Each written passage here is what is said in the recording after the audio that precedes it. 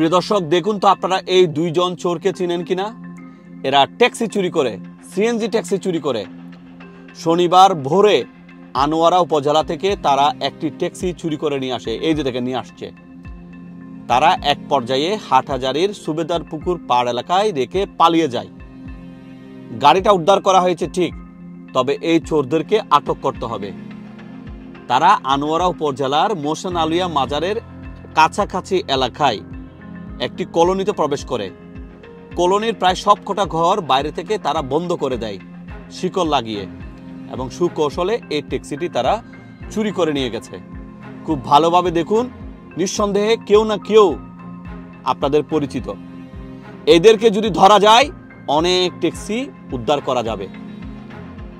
ভিডিওটা দ্রুত সব জায়গায় ছড়িয়ে দেন এবং এদের বিষয়ে আমাদেরকে তথ্য দেন, হয় ইনবক্সে কিংবা কমেন্টে। সবাইকে অসংখ্য ধন্যবাদ। আসসালামু আলাইকুম।